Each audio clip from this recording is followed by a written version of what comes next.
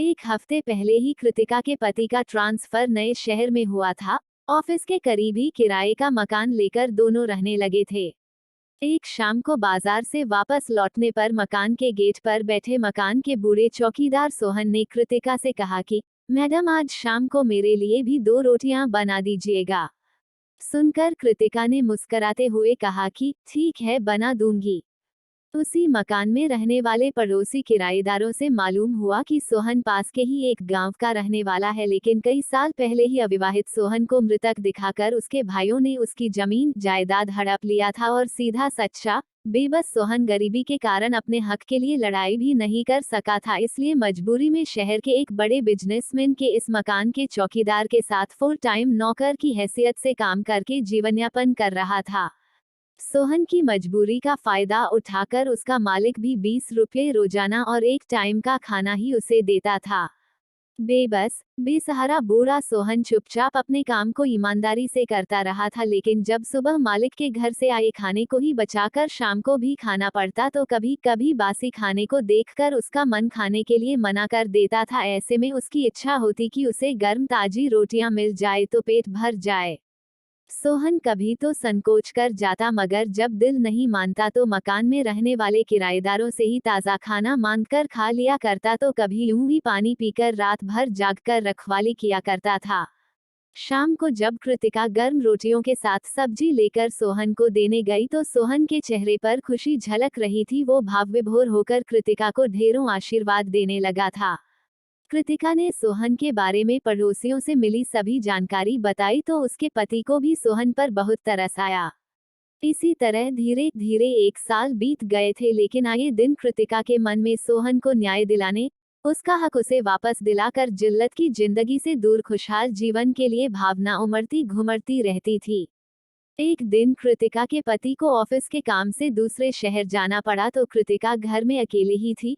वो जल्दी से अपना सारा काम निपटाकर अपनी पसंद की किताब खोलकर पढ़ने लगी, लेकिन किताब पढ़ते समय भी थोड़ी थोड़ी देर में कृतिका का ध्यान सोहन की समस्या पर चला जाता था। ऐसे में कृतिका ने किताब बंद करके एक तरफ रख दिया और सोहन की मजबूरी का फायदा उठाकर उसके मालिक द्वारा की जाने वाली ज्यादती और सोहन के परिवार वालों की बेहयाई के बारे में सोचने लगी कि बड़ी अजीब दुनिया है, कैसे कैसे लोग हैं इस दुनिया में। मन ही मन कृतिका बहुत कुछ करने की सोचने लगी, लेकिन उसे ये भी समझ में नहीं आ रहा था कि कैसे वो सोहन को न्याय दिला सकेगी। शाम को सोहन की तबीयत भी कुछ ठीक नहीं थी तो उसका मालिक उसे दवाएं देने के साथ साथ अभद्र भाषा में न जाने क्या क्या बोलता जा रहा था। मकान के सभी किराएदारों को सोहन के साथ उसके मालिक का ये बर्ताव पसंद नहीं आता था, लेकिन वो कभी उसका पुरजोर विरोध नहीं कर सके थे। जैसे जैसे रात गहराती चली गई वैसे वैसे सन्नाटा भी गूंजने लगा था और उस सन्नाटे में बीच बीच में सोहन के कराहने की हल्की आवाज भी गूंज रही थी। बाकी किराएदारों की तरह कृतिका भी सोहन का हालचाल पूछकर अपने रूम में जाकर दरवाजे को लॉक करके बिस्तर पर लेट गई। थोड़ी देर बाद सोहन के कराहने की आवाज भी आना बंद हो गई थी, शायद दवाओं के असर से उसे नींद आ गई थी। कृतिका हल्की नींद में ही थी कि तभी दरवाजे पर किसी ने उसे आवाज देकर बुलाया। पूछने पर उसके पति की आवाज उत्तर में आई तो कृतिका ने दरवाजा खोला। कृतिका के पति के हाथ में एक मोटी फाइल थी, जिसे कृतिका को दिखाते हुए उसके पति ने कहा कि देखो ये फाइल, मैंने सोहन के बारे में पूरी छानबीन करके उसे उसका हक दिलाने का फैसला कर लिया है। पति के हाथों से फाइल लेकर कृतिका ने चौंक कर खुशी से कहा कि हाँ सही, आपने बहुत अच्छा किया है। हमें सोहन को न्याय दिलाना ही होगा। आखिरकार किसी जीवित इंसान को इस तरह कोई मृतक कैसे घोषित कर सकता है, ऊपर से उसका मालिक भी उसकी मजबूरी का फायदा ले रहा है। कृतिका यूं ही बिस्तर पर लेटे हुए नींद में बड़बड़ा रही थी और सुबह के सूरज की धूप खिड़की से भीतर आकर कमरे की दीवारों पर फैलती जा रही थी। इतने में मोबाइल बजने लगा था। कृतिका हड़बड़ाहट में नींद से जागकर इधर उधर देखने लगी तो कमरे में उसके सिवा कोई और नहीं था, साथ ही मोबाइल पर बजने वाली ट्यून भी खामोश हो गई थी। मोबाइल पर उसके पति की कॉल दोबारा आने लगी तो कृतिका की चैतन्यता वापस आई। उसने कॉल रिसीव करते ही पूछा कि क्या आप अभी वहीं हैं? क्या रात में घर वापस नहीं आए थे? आप कोई फाइल मुझे दे रहे थे ना? वो फाइल कहाँ है?